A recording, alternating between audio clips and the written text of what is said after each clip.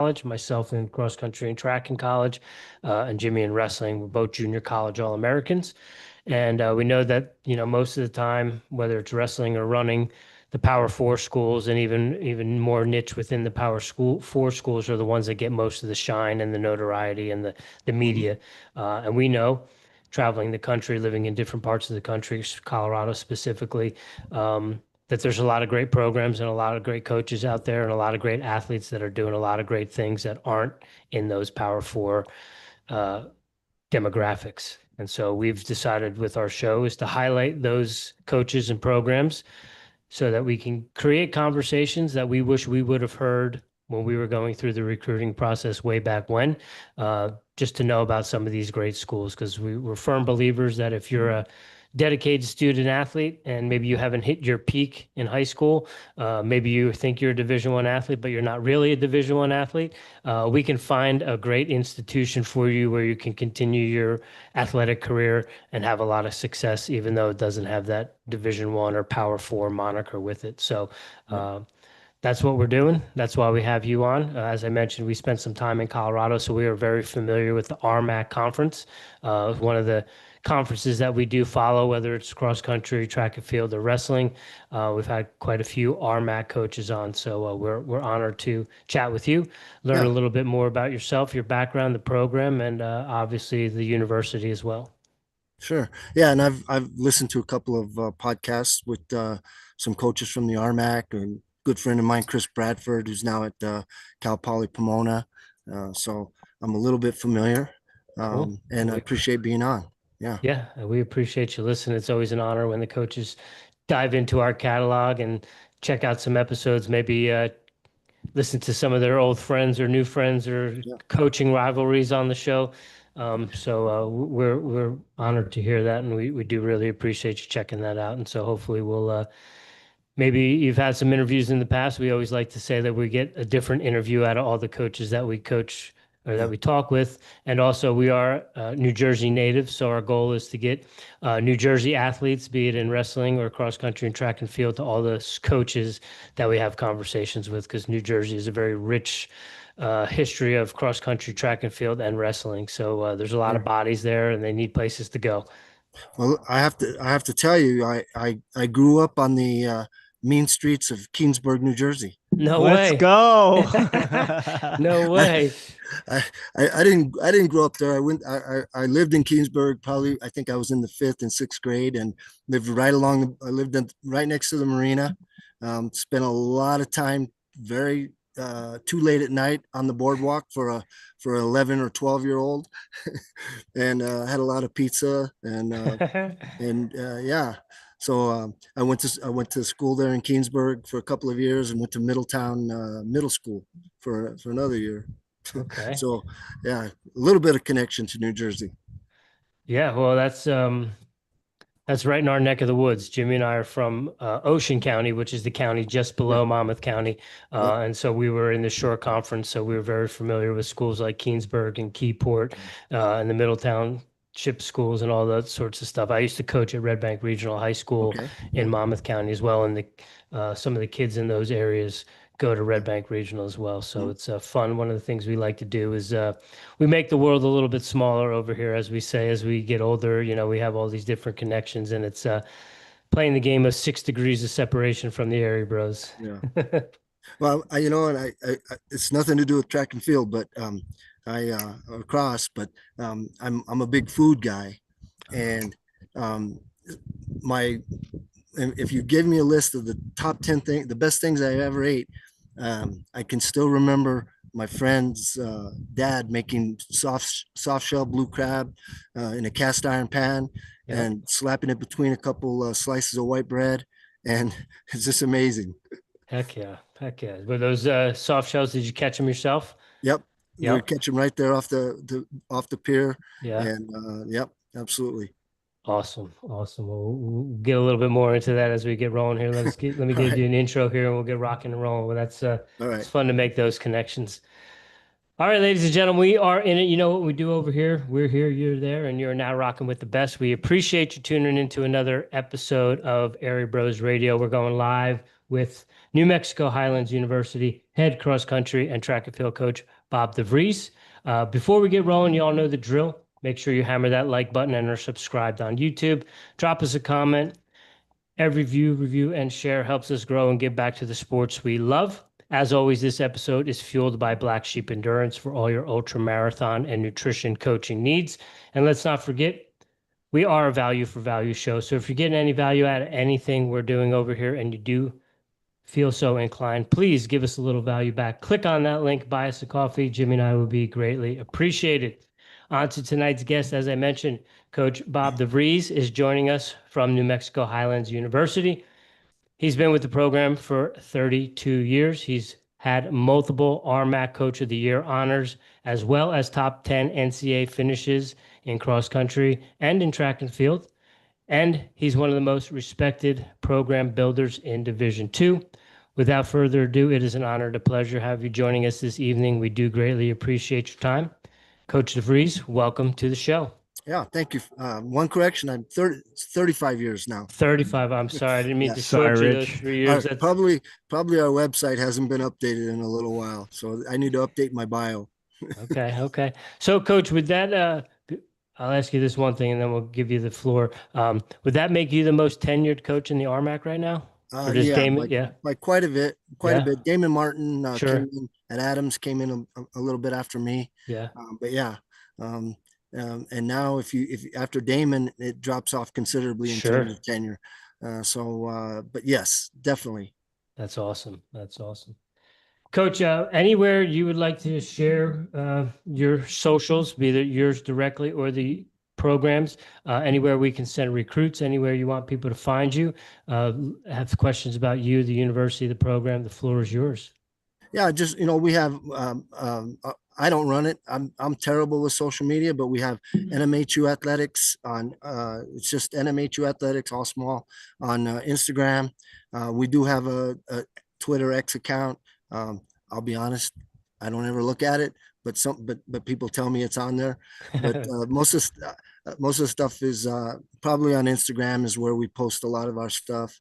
We have a Facebook link and all that social media links on our website, nmhuathletics.com. And Mike Gross, our SID, does a pretty good job of updating all that stuff. Cool. Well, we'll put all that stuff in the show notes, and respect to you for not having to deal with all that stuff. That is a goal of Jimmy and I's, that we get so I don't know if it's not dealing or just ignoring, Well, either way, it works for us. Coach, you mentioned you spent some time in New Jersey. So as we do, we're going to claim you as someone from New Jersey. All right. Being very close to where we grew up in our old stomping grounds as well. A question we asked all of our New Jersey guests, and hopefully you can weigh in on this. Is it pork roll or Taylor ham? I'm sorry? Is it pork roll or Taylor ham? Oh, pork roll. Yes. It's going to be a good one, Rich. It's going to be a great one. Hey. There's no doubt, right? That's right. That's awesome. All the way from New Mexico, ladies and gentlemen, it's pork roll. There you have it. So, Coach, we love to kick it off with an origin story. Yeah. Not only how you got into the sport, be it cross country, track and field, but when and where and how that led you into coaching. Yeah. So I always wanted to be a football player. In 8th grade, I broke the school record apparently in the 600-meter run or 600-yard dash or whatever you want to call it. And the PE teacher said, you might be a good runner someday. And I never even thought about it. I went to high school, played football. My freshman year, I wanted to be a defensive back. They put me on the line.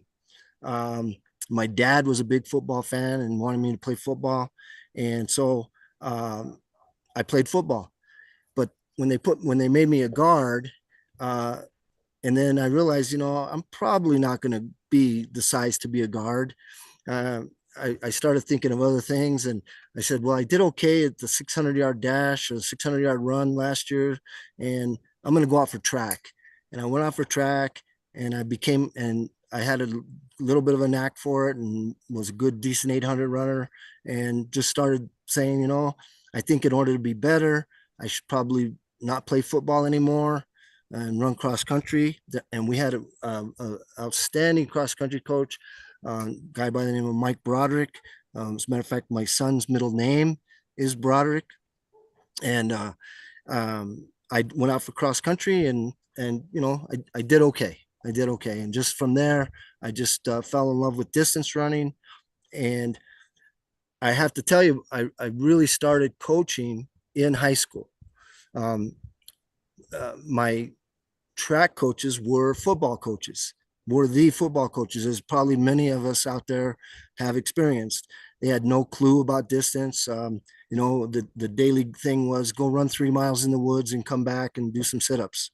And so I had a friend at that time, Runner's World was kind of just coming out. And back then it was still pretty chock full of good training advice, not like maybe it is today so much.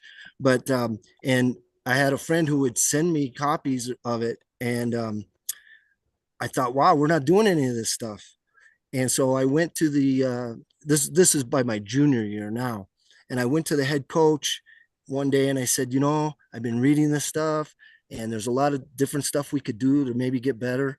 And I showed him some magazines and I expected him to say, yeah, I'll take a look at it. and this is a true story. Instead, he picked the stack of magazines up, tossed them back to me and said, DeVries, you're so smart. You coach the distance runners. And maybe he thought I would just say, well, no, I don't really want to do that. But I said, can I start tomorrow? And I started as a junior coaching the distance runners at my high school. And in my senior yearbook, I remember, and in high school, I ran everything. I ran the 4x4, the mile, the 2 miles, the half, sometimes in the same meet. And one of my friends who ran on the 4x4, he wrote in my senior yearbook, you're going to be a great coach someday. And I don't know if I've lived up to that, but I ran into him by chance about 4 years ago, and I reminded him of that. And he said, well, you lived up to it. And so, that's really how I got started in coaching and loving coaching and loving learning about the sport, learning about the science and the art, right? And when I came to college at New Mexico Highlands, I ran here. I graduated from here. I ran here. When I came to college, after my second year, they were going to drop cross country. We didn't have track, men's track, and they were going to drop cross country. And I went into the AD at the time and I said, I'll coach it. And he said, you can't coach it. You're a student. We need a faculty member. And I had heard a faculty member at a wrestling meet one day. My friends were wrestlers and I sat behind this guy. I didn't know who he was. And I heard him say, I want to be a coach someday. So I hunted him down. His name was Ron Maestas. And he was a big man. He was about 5'8", 300 pounds. And I found his office and I said, Ron, I said, Dr. Maestas, I said, I heard you at a wrestling meet say that you wanted to coach and we need a coach. He says, yeah, well, and he's smoking a cigarette. And he said, yeah, but I was talking about wrestling. I said, look, we need a cross country coach. We just need a faculty member. Cross country, huh? What do you guys do? Go out and run a couple miles every day? I go, a little more than that. He goes, I don't know anything about cross country. I said, I will teach you everything you need to know. All I need you to do is fill out the travel paperwork. I'll take care of the workouts. You be the head coach and I'll be the assistant. And he said, took another drag on his cigarette and he said, yeah, okay. Just kind of flippant like that. And from that point on, I have been coaching in some way, shape, or form. And I coached throughout my college career. I went and coached 10 years high school, coached everything. A little 1A, total from K to 12, 100 kids, and and had to coach everything. There was one track coach and had to learn long jump, had to learn, shot put, discus, and learn everything. So that's really how I got started as a coach. That's amazing. That's an amazing story, Rich. It sounds kind of similar as you were saying, you know, football coaches as track coaches. I was one of those guys that had Yeah. a football coach as a track coach, and I was the same way. I loved reading track and field news and Mhm. running times and Runner's World and any Yep. kind of book I could get my hands on, even though sometimes the science of the sport was a little bit over my head at that time. Right. You know, I love the art and all that sort of stuff, so I can Yeah. totally relate with that. Fortunately, I did have a college coach, so I didn't have to go that far into it as you did. I'm curious, how do you find your way? Because you graduated from high school in Wisconsin, correct? Yeah. How do you find your way from Wisconsin to New Mexico Highlands? Yeah, That's that's got to be an okay. interesting story too. Yeah. So I worked on a dairy farm in Wisconsin, you know, in the well, I worked pretty much year round, but a lot in the summers.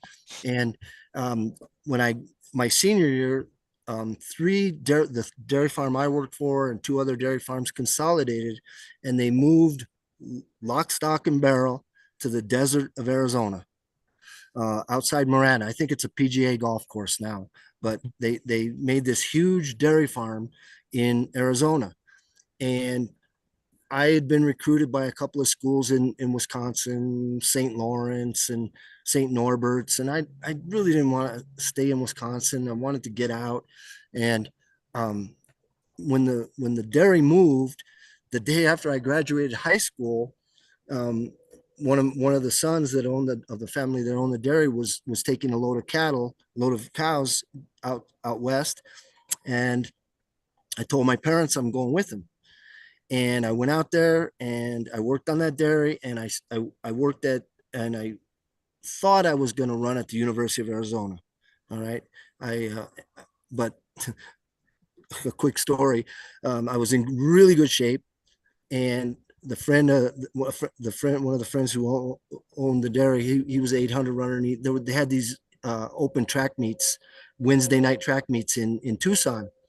And he said, "Hey, let's go run." And I said, "Okay, I'll go run." So we go and I sign up for the mile, and it's just all comers. It's a cinder track. And I kid you not, I'm ready to start the mile in this all comer Wednesday night meet in Tucson, Arizona. I look over and I tell my friend Ted, I said, "Do you know who that is?" And he goes, "No." I go, "That's Tom Hunt." Tom Hunt had just broken the 4 minute mile that spring in high school, and he was getting ready to run at the University of Arizona. And so, long story short, I realized I was never going to run at the University of Arizona. That was never going to happen. They were too good. I was too slow. But the dairy made part of my job going back and forth to Wisconsin to either bring more cows or pick up equipment. And I like to take different routes. And one time I was driving up I-25, and I saw a sign that said New Mexico Highlands University. I drove through the university in a gooseneck trailer with a big Holstein bull in the back. And I said, "Man, I like this place." And of course, back then you didn't have internet. I wrote a letter to the coach. I went to the University of Arizona Library and did a little research. I saw that they had a couple guys at nationals, like in 1976, but no team. And I thought, well, there's a team that needs depth. They need some runners. So I wrote that letter. Didn't hear it. Didn't hear a word. Didn't hear a word. About a month later, the dairy sent me back to Wisconsin. I stopped, and the cross country coach there ran the swimming pool. And I went in, I said, "Hey, I'm Bob DeVries. I wrote you a letter a while back." "Oh, yeah, I remember. Yeah, what are you doing?" I said, "Well, I'd like to come and run here." He said, "Oh, are you any good?" I said, "Well, I think I'm okay." He gets on the phone and he says, "Hey, Robert, I've got a guy here. I want you to come and run with him." Well, I assume Robert Yada had been All-American at NAI Nationals the year before, so I kind of assumed that was him. And he came down, and we do a couple toe touches, and he says, "You ready to go?" And I look, and he's wearing green high top Chuck Taylor Converse, and I'm wearing Asics, whatever, and I'm like, "Are you gonna run in those?" He goes, "Yeah, that's what I train in all the time." So that's a whole nother story. But we came back. We went out for a 5-mile run. We came back, and the coach said, "What do you think, Robert?" And he said, "Yeah, I think he can help us." And so the coach told me, he said, "We're on quarter system," and the coach said, "If you can be here the day after Labor Day, I'll pay all your tuition. I'll pay your tuition. You'll have to figure out how to pay for your room and board." And I said, "I'm in." And that's how I ended up connected with New Mexico Highlands University. Well, that's an Coach- all-time story. Yeah, Coach, I'm sure we could just talk stories with you and not even get into the program because you seem like you have some epic I stories. got a lot of stories. Yeah. So you said you coached high school for 10 years and then you went back to New Mexico Highlands. What made you go back? So I coached at a small school for 10 years. And Highlands in the late 80s and early 90s, they went through like 5 cross-country coaches in 2 years. And I was ready to leave the small town that it was Magdalena High School. It was a small town. I've always loved Vegas. I love fishing, and plenty of opportunities. So I was kind of looking at coming back. And when I saw the program had gone through all these coaches, I said, you know what, I'm gonna go back. I'm gonna apply for a job at the high school and see if I can help with the cross country program. So that's what I did. I just was ready to move on. Not necessarily, I wasn't like, oh, I'm going to leave this small school and I'm going to go coach college. When I came back to Vegas, I got hired at the high school as a soccer coach, and I spent that first fall coaching soccer at the high school, and the coach that was there, he quit, and it had just been this turnover. And I went in to talk to the AD one day, and I said, I ran here, I've coached. I said, I'd love to coach cross country, and gave him my little spiel and said, and not only that, I said, I'll do it for free. And he said, well, I can't do that. And I was kind of disappointed. I thought he's going to hire somebody. He goes, I have to pay you something. And I said, okay. He said, I'll pay you $1,500 a year to be our cross country coach. And I said, sign me up. And so for several years, for many years, I taught middle school history and coached at New Mexico Highlands in the afternoons. And eventually got the full-time job. But that's how I came back. You mentioned the high turnover rate with the coaches, and even you had to coach your team when you were there. What do you think the key to your longevity has been? My wife will tell you that I'm stubborn and I don't like change. So, I graduated from here. I graduated from here. I ran here. I love small towns. This is the biggest town I've ever lived in. I grew up, in Bristol, Wisconsin, where I graduated from. It was a very small farm town. I lived on the farm. I love to fish. My wife and I like to go out and look for waterfalls. There's a lot of waterfalls in northern New Mexico that people haven't discovered or are hard to get to. I don't know if you can see behind me, this is where I live. I live out in the woods kind of, and, raised my kids here. And I always told my wife, if it comes a time when I get stale or I don't care about getting better or helping kids get better, tell me to quit. And that hasn't happened, and so I love the university. I love the town. It can be frustrating. I won't get it. I'm very frustrated today. That's maybe later on today we could talk about that. But generally speaking, I love being in northern New Mexico, and I like what I do. And we've enjoyed some success, and that's good. Well, yeah, you definitely enjoyed some success. You had 2 indoor national champions 2 weeks ago. How was that? Yeah, well, 1 indoor champ and an All-American. Yeah. Sorry. So that's in track and field. I think that's our 13th national champion. We've never had a national champion in cross country, but we've had a bunch in the top 10 and a lot of All-Americans. very proud of the fact we don't sponsor men's track and field. Our guys get to run a few races, kind of unattached, but I'm very proud of the fact that we are the only school that's ever been in the top 10 at nationals in cross country without having a men's track team. And we've done that twice, and we've had a good deal of success that I'm proud of. How do you do that without a track team? Yeah, it's not easy, right? I mean, when you think about it, pretty much any really good domestic American distance runner, and when I'm talking good, this might sound like, well, that's not that good. Anybody that breaks 10 minutes for 2 miles, they can come and run for me any day of the week, and we'll make you better, right? Mm-hmm.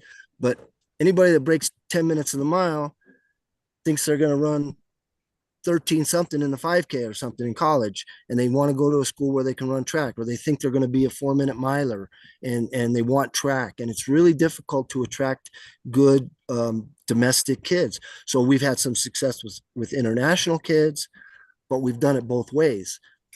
In 1998, I took a team. I know it's a long time ago, but the first team that we took that got top 10 was 6 New Mexico kids and one runner from Wyoming.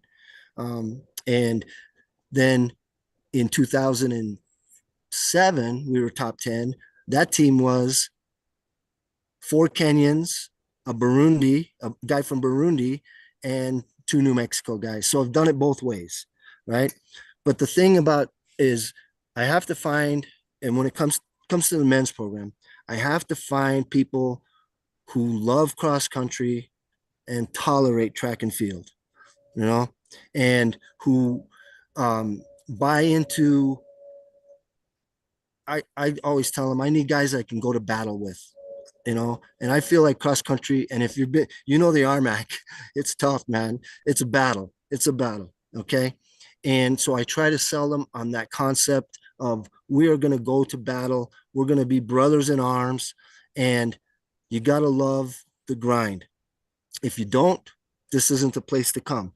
And so I sell them on yours truly, and I sell them on that concept of, cross is what we're living for. We'll do some track. I'll give you an opportunity. I'll take kids to Brian Clay, if they hit a time or something. I've taken kids out to Brian Clay, and we go to places and we run, and even in our local meet or regional meets, we're running against some of the best G2 kids in the country anyway, right? So they get that. But really, it's about selling them on.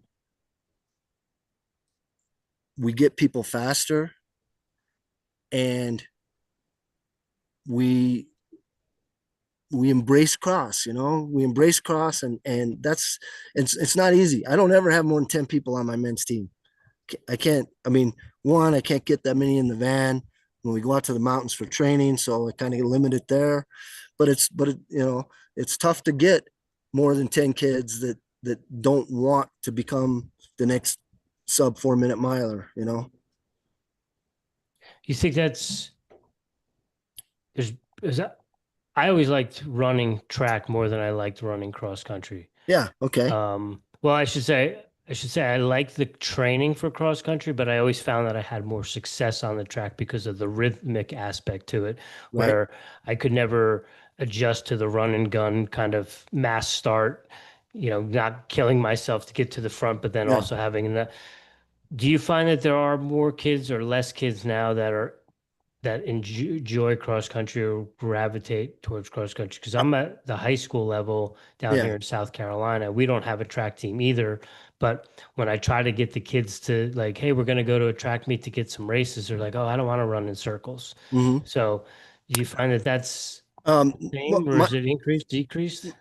My experience is it's less. Yeah. That there's less of those young men out there that just embrace the longer distance and stepping up from, say, 5K in high school to the championship 10K. That's a big step. Yeah. Everybody says, oh, 5K, 10K, but there's quite a difference. Big time. in training and attitude and things like that. So I search far and wide. I recruit in what I call concentric. Well, I don't call them. I recruit in concentric circles. I start with my local. I have 2 local high schools, and if there's anybody on those teams, I try my damnedest to get them. There aren't that many, and we move out. Pecos. I can get to Santa Fe. I can get to the Colorado border, and that circle keeps growing. And at times, it's ended up in Kenya and Australia, and different places around the world. But I look all over for people who want to come and embrace that concept, and I do find fewer American kids that they want to. There's a lot of time trialers out there. I'll say that. Yeah. Yeah. Now, when it comes to the international recruits, is that something where you're getting them right out of the high school age, or are you going the junior college route and getting some guys from JCs? I think I've only signed. I'm trying to think what on international kids. Man, you know what? I don't think we've ever signed a junior college guy. Yeah. We had a transfer come from Oklahoma State one time. Was actually the first one I signed and turned out to be not a great signing, but it kind of opened the gates. But so I trying to get a young Kenyan out of high school these days is really tough. And then there's a lot of agents are getting involved now with this international recruiting, and there's men, right? There's 26 and 28-year-old men that are trying to come to the U.S. and run, and I won't recruit those. I mean, I don't know where the line is, for me, but it's definitely not out there. Yeah. Okay. And so and most of it's word of mouth. I have a couple people that I trust back in say in Kenya and in Australia, that will not send you somebody that can't help you. So there's a lot of word of mouth, but I would say that most of the ones we recruit are between 20 and 22 years old. Mm-hmm. And I'll say, if I can say this, you talked about reading track and field news. When I was a young coach, much younger, you could go back in your archives there and you could find a letter from me that track and field news printed, that because the coach at George Mason at the time, I can't remember his name. I wish Cook? I could remember. Huh? John Cook. Yes, he had that's exactly right. He had complained about another team beating his team. They were both international, and his complaint was that the other team had 24 to 26-year-olds, and he had 20 and 21-year-olds. And I wrote a letter that says, as a coach who routinely sees 18 and 19-year-old American kids get their ass kicked by international kids, Coach Cook's letter or complaint doesn't get much sympathy from me. And so I was against recruiting international kids for a long time. I didn't have an international kid on my team for a long time, till I'd probably been coaching college for 15 years before I brought one on. Coach, you said you grew up reading track and field news and Runner's World. When your letter got published, was that a big deal for you? Because I knew it was. me and Rich... Actually, I still have it. I still have it it's in my file cabinet at work. I still have it. Yeah, I read extensively. All of them, running times, like Rich was saying, and Runner's News and just everything. I still have a stack of running research news, the old blue. I don't know if you remember those blue things that used to come out. Mm-hmm. There would be about 4 or 5 pages, and Owen Anderson would do those, and I still refer back to them occasionally. Rich, you want to tell them? What's that? Go ahead. Your library stack that you got. Oh, I have quite an extensive, actually. Oh, there it is. But I can't. It's a binder Oh full of yeah. old Okay. Runner's Yes. World. Yes. Yes. That's Jim Ryan with his Yeah. camera. Yeah. Very nice. Very nice.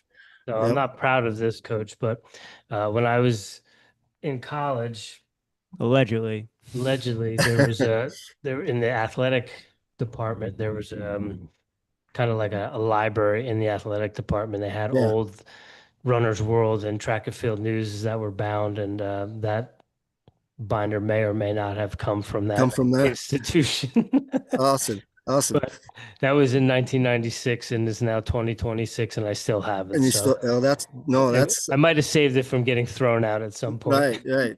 Yeah. Who's going to look at old bound copies of Runner's World, right? Right. So, but yeah, that's awesome. That's awesome. Coach, I am interested. You've been at New Mexico Highlands for 35 years. You've seen the RMAC change throughout the years. How has it changed since you first got there till now? So, in terms of cross country, I don't think it's changed in that there's more parity now. When cross country has changed that way. I mean, Colorado Mines, they're a powerhouse now. When I started out, Mines was terrible. They were terrible. That was a team that even when we were bad, we could beat. And now you've got Mines is outstanding. Adams has always been outstanding. That legacy from Joe Vigil on through Damon Martin has continued. So I guess there's more parity in the distance world in the men in cross. Now track and field has changed significantly. And when I started, RMAC was distance. It was a distance conference, and I can remember my first sprinter of any note. She was RMAC runner up in the 100 meters, and she ran like 12:3, and she was RMAC runner up. And I thought to myself, I can't make much of a dent. Even though I love the distance, I can't make much of a dent in the distance world here. And it doesn't matter how much money I spend, and I have a limited amount of money to spend, how much money I spend on distance runners, I can't score. I can't score a point. I could have, so at that point, some 20 years ago, I said, I'm going to recruit sprinters and jumpers and heptathletes. And we began doing that. And we began dominating the sprints and the jumps and the multis. And and we won conference. We broke Adams State's string of, I think, 17 straight conference indoor championships one year. And we did it with sprinters, jumpers, and multis. And since then, or as we began to focus on sprints and jumps in track, other teams said, hey, we can't give Highlands all those points. And so our conference now is very well balanced. It sends people to nationals in virtually every event, whereas in the late 90s and early 2000s, it was pretty rare. It was pretty rare. It would be the occasional individual, but mostly distance. And so I feel like our program kind of shifted the RMAC in track and field, in women's track and field for sure, and has made it a much more balanced conference. And my goal has always been, I don't want to be just a distance guy or a sprint guy. I want to build the most balanced team, right? But it's difficult. A lot of teams focus on, as I'm sure they focus on their niche, right? We're going to be distance. We're going to be throws. We're going to have great jumpers. I've tried to build a balanced program. I have a problem in that it doesn't matter what I do distance wise. I could have our school record in the 5K is like 17:24, which is not a world beating time, but for us, pretty darn good. I could have 5 of my school record holders toe the line in cross country, and we might get 5th or 6th in the conference. So bang for your buck. I had to gravitate in track and field to that, to sprints, hurdles, multis, jumps. And the conference has, I don't know if it's reluctantly, but the old coaches certainly were reluctant. But this newer, we have a lot of new coaches in the RMAC, and most of them are more attuned to not just focusing on distance and bringing in sprinters and jumpers and things. I know you said you guys have won conference titles before, but you say now it's more balanced, and you all just got second indoors. That's got to be a big deal. Yeah, we got second. I always have a point goal in mind, and I say, if we do this, we'll be great. And, I went in and going into conference, in my mind, I thought, well, if we score 70 points and get 4th, we'll have had a great meet. And we scored, I think, 78 and got second. So we had a really great meet. And we asked our kids to do a lot. We took 14 athletes, 12 of them scored, and all 12 were in more than one event. We had one athlete that did 5 events and scored in all 5. And that's been our MO. Is we go to conference, we take it serious. Some schools, maybe they don't take it as serious. They're focusing on nationals or whatever.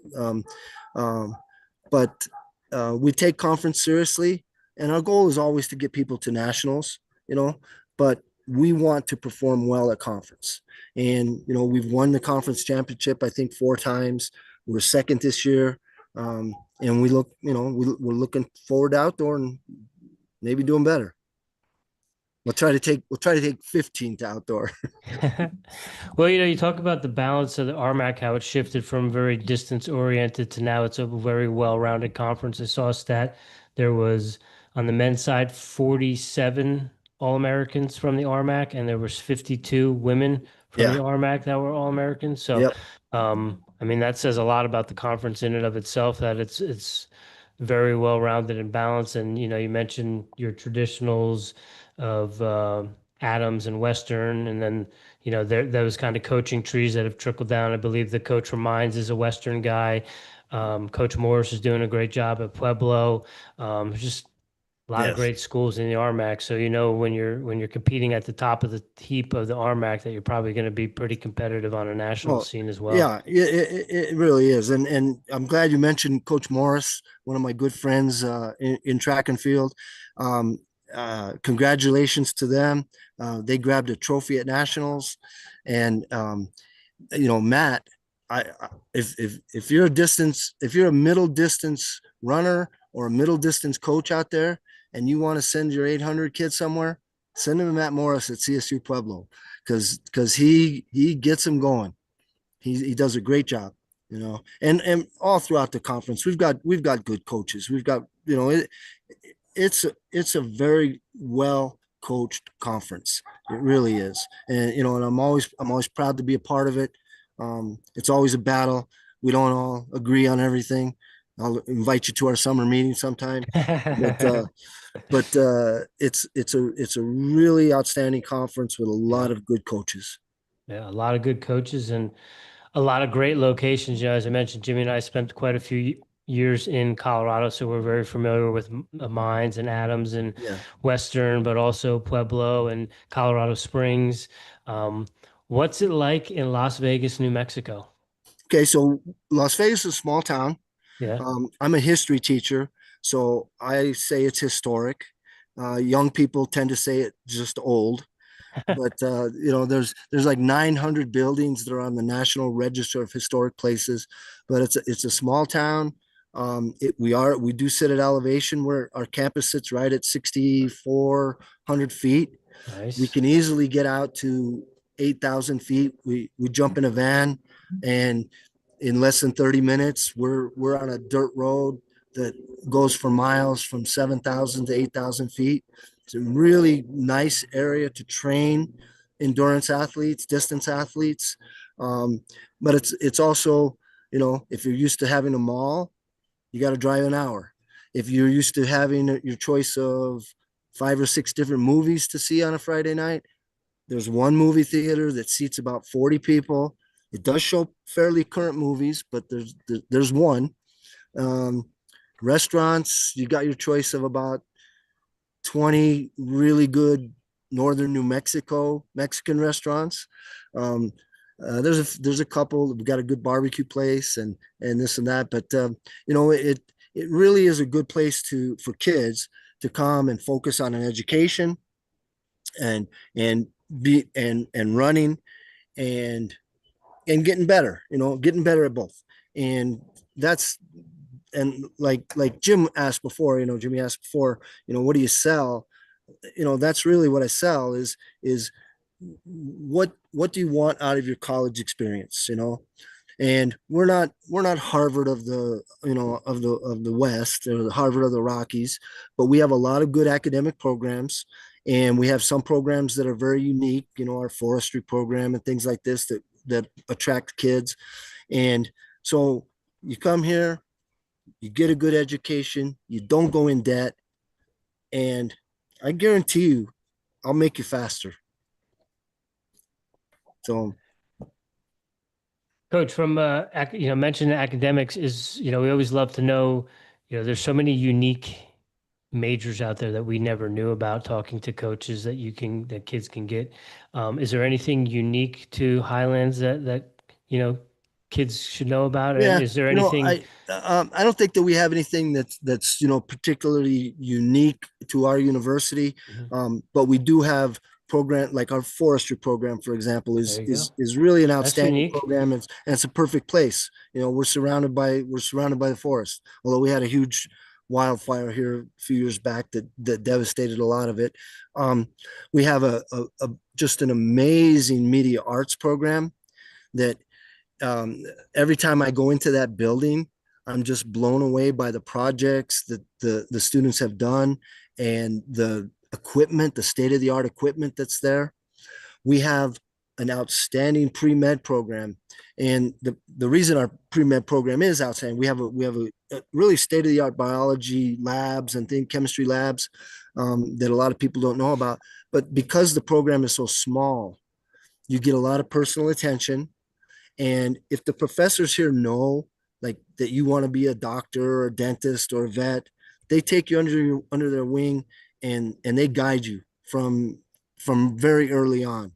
And so my program, I can say that 100% of my athletes, track and cross country, that have wanted to go into either vet school, dental school, or medical school, or physical therapy school, which is also a tough graduate program, have gotten in first try, 100%. And I don't know, we're not the highest on the list of what the average ACT score is for your incoming freshman or anything like that.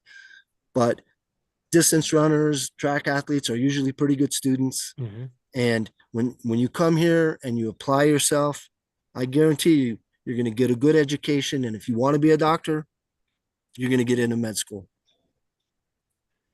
Jim, Coach says it's not the Harvard of the Rockies, but it definitely sounds like it's Presbyterian of the Rockies, very similar to Coach Baker's mindset and mantra down here in Presbyterian. Yeah, and that's a pretty good stat you got there, Coach.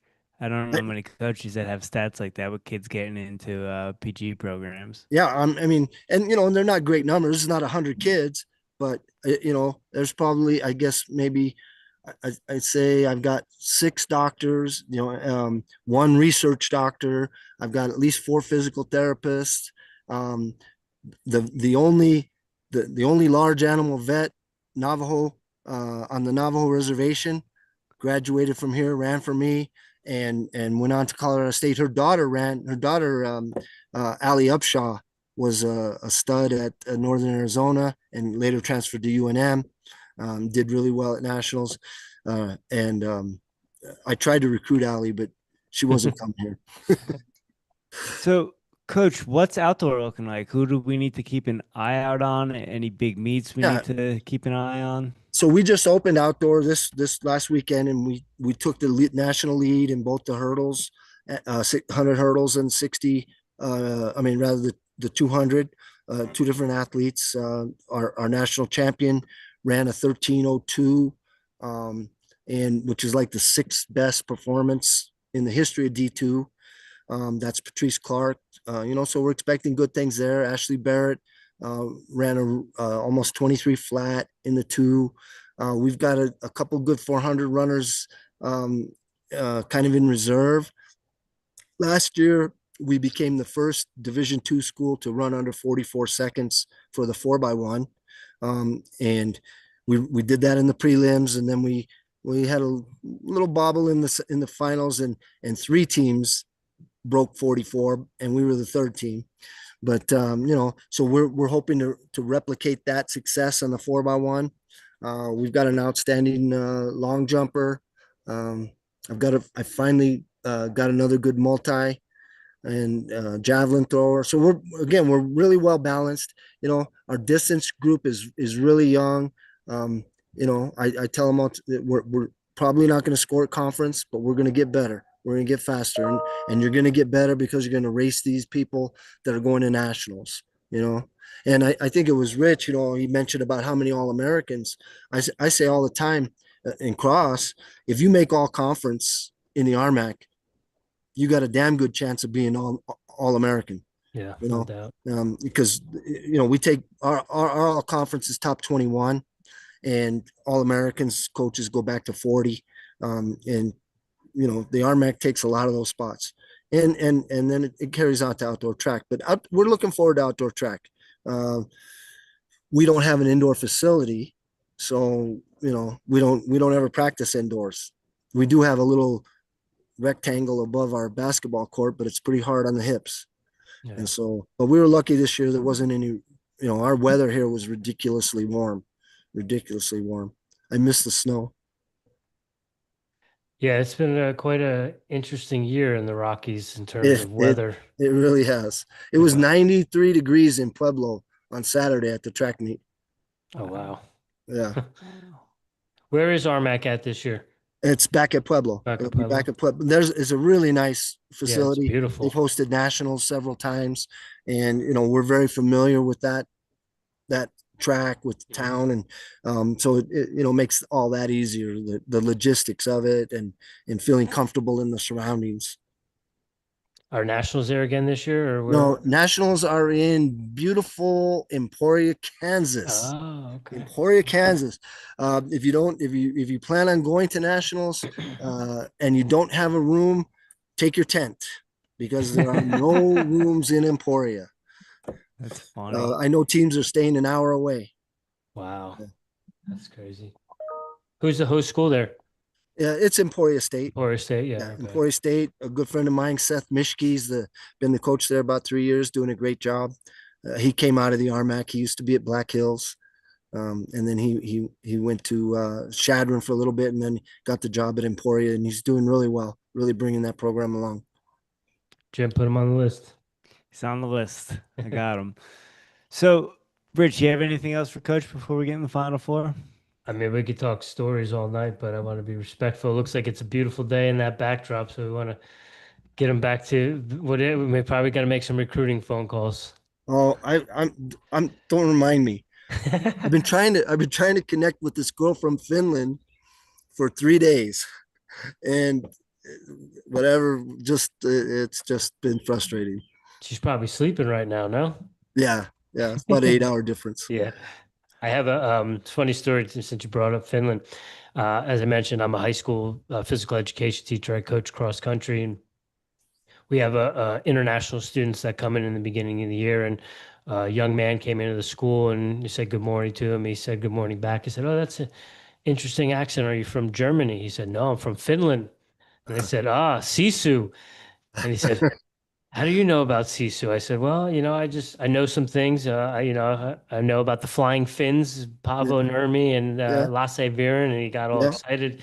I said, "Have you ever run cross country before?" He said, "No." I said, "Would you be interested?" He said, "Sure." So he came out, and he was our 4th man for the cross country team this year, never run before. Awesome. My first dog when I got out of college, when I was in the real world, was named Viren. Oh, That's nice. awesome. That's awesome. Yeah. Coach, first Final Four question I have for you. Are you a coffee drinker? I am. How do you brew your coffee and how do you take it? All right. So it's black, and it's funny you ask because I mean it's drip coffee. All right. Can I tell you a quick story? You got time? Yeah. All right. So I went to this rich guy's house one time. I won't tell you why I ended up there, but I thought he was going to donate some money, and he had us over for dinner. And at the end of dinner, he said, "Does anybody want coffee?" And I said, "Sure," And he's got this personal chef, and he starts making this coffee with the French press, and it was so damn good. That coffee was just like amazing, right? I went home the next day, and I told my wife, well, my wife was with me. I said, "We are buying a French press." And so we bought a French press, and this was at least 20 years ago. And that French press is sitting on my coffee little stand, and I've probably used it 2 times. So I drink Pinon, New Mexico Pinon coffee, drip coffee, straight black, strong. All right. Excellent. Excellent. Coach, do you have any daily practices or rituals that you do on a regular basis to show up as the strongest version of Bob DeVries? I don't, I'm not a real like a superstitious or ritual. Although one of my assistant throws coach, who's older guy, he says I'm a creature of habit. I don't see it, but I must be, because he says you're a creature of habit. He tells me that all the time, and I'm not sure what habit he's talking about. But I do have one thing that gets my day going really well if I do it. If I have the time to do it, if I don't have morning weights or whatever, I go to Daylight Donuts. I get a glazed old fashioned, a large black coffee, and I sit there and I think about what I'm going to do for the day. And nobody comes and bothers me. Nobody calls me. There's a group of older gentlemen that sit in this table where they've sat for years. It's like being at Thanksgiving, and you've got the grown-up table and the little kids table. I've been going in there for 25 years. I've never been invited to the grown-up table. but I do it. I do like to do that. That's awesome. I can get down with that, Yeah. Coach. Well, Coach, I'm 50, and when I go home for Christmas and holidays, the cousins and we still sit at the kids' table with the kids. So There we you go. haven't been called up to the majors yet either. Yeah, yeah, yeah. It's tough, man. Yeah. It's tough. Coach, what are you listening to right now? Music, podcasts, audiobooks? Are you reading anything? Yeah. So musically, I'm a huge Mavericks fan. They're a band out of Miami. Their lead singer Raul Malo just passed away from cancer. So I'm a huge. I like jazz. I like blues. But if you ever listen to the Mavericks, they're really and I've seen them with my wife in concert about 5 or 6 times. I don't know what'll happen now that Raul Malo has passed, but they are so full of energy, and I just love listening to their music. And I love seeing him and I loved seeing him in person when Raul Malo was leading them there. So I would say that. As far as books, I'm not. I was a voracious reader when I was younger. Um, my eyes started going, and it became more difficult. I was like, how come I can't see this map so good anymore? And then I realized, man, and why am I getting tired reading? And it it took me about 5 years before I went and got eye surgery, got cataract surgery, and it was like, oh, I can read again. And so I mostly read news articles. I'm a voracious news person. And a lot of so I really I teach a history course, and we do 10 minutes of current events at the beginning of each class. And so I try to make sure I know more than the students on that. Yeah. Do you have a favorite time period in history? Uh, yeah, the frontier, Hmm. I'm kind of like the Civil War era, because there's just so much to it. And so, I mean, you could never learn everything about it. Hmm. But I, the movie Jeremiah Johnson. Yes, sir. Yeah. So it's like one of my favorite movies. And that era, I did a whole thesis on it. So it's kind of my favorite.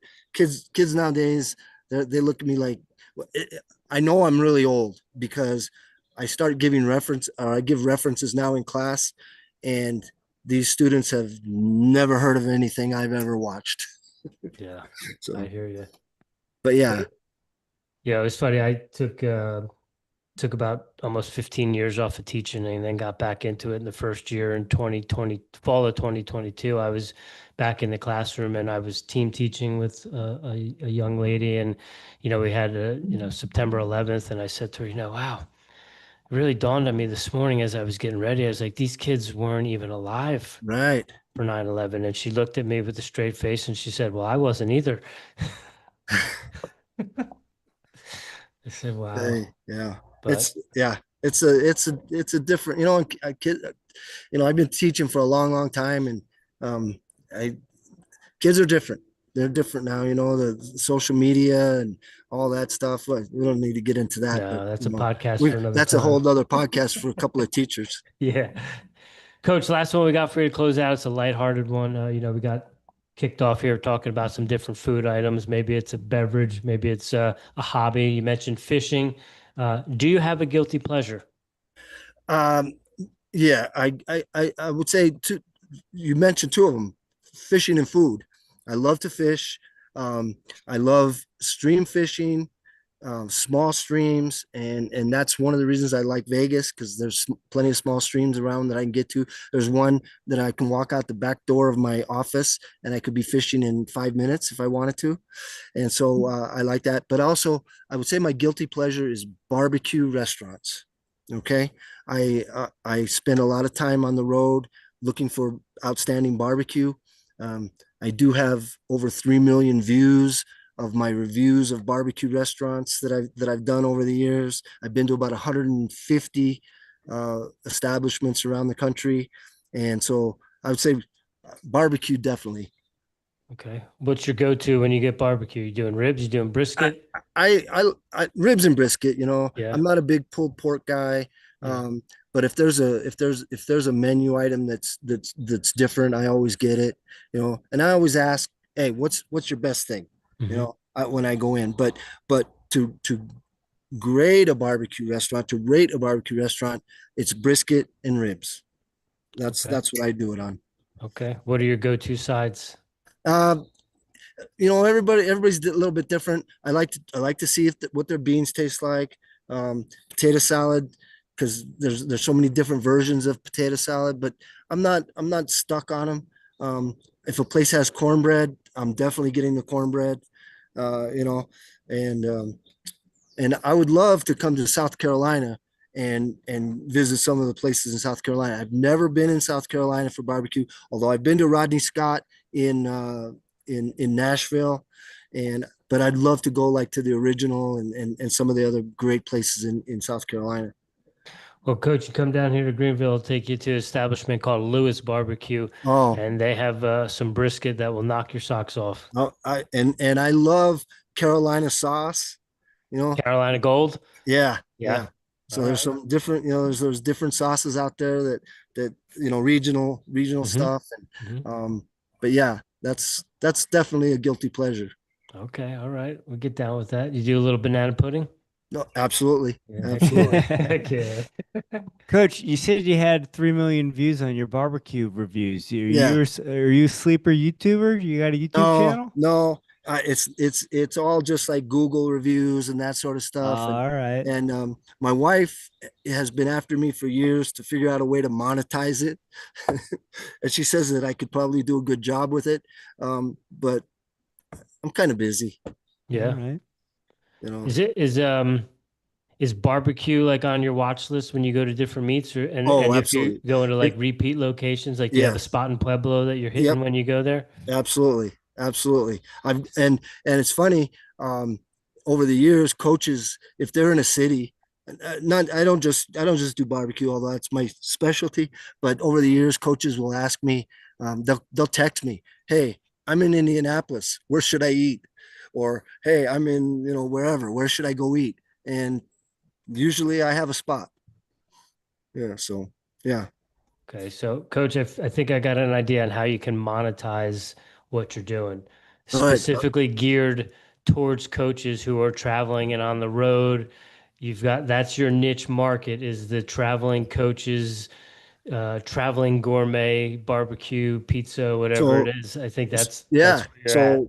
so I brainstormed with my wife not too long ago, and I want to say, can I please say, my wife's not listening to this, but you know, without the support of my wife, nothing I've ever done would have happened. Okay. And I'm sure, many of us all feel the same way, Sure. but I need to say that. But we brainstormed a while back, my wife and I, and we did come up with a name. We're going to call it Food Finds and Finish Lines. Yes. There you go. There you go. Say. Book it. I like it. I like it. Coach, you just need a GoPro and you're ready. You could probably even do it with a good quality iPhone and a USB mic. There you You're go. ready to go. All right. Coach DeVries, thank you so much for your time. This was an amazing conversation. Best of luck to you and the squad in outdoor track, and we'll be watching outdoor and cross country. Thanks again, sir. I really appreciate the time, and thank you so much. It was a lot of fun. You guys are good interviewers. Well, thank you. You're a good conversationalist, and we appreciate your time. It was an honor and pleasure to chop it up with you this evening. Like I said, we always try to go down a little different path and give people a little bit different interview than maybe what they're used to seeing of you. So hopefully we got a different side. We got some little things about the barbecue. You're a New Jersey native, so we like to claim.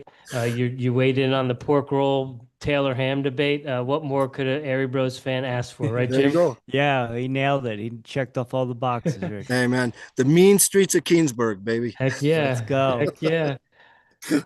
Coach DeVries, it was an honor and pleasure to chat with you this evening. We do greatly appreciate your time. Best of luck with the outdoor season. We'll be watching closely at the RMAC, and hopefully you'll get some athletes to nationals, and we'll be watching there as well too. So best of luck this season, and hopefully we'll chop it up with you again sometime soon.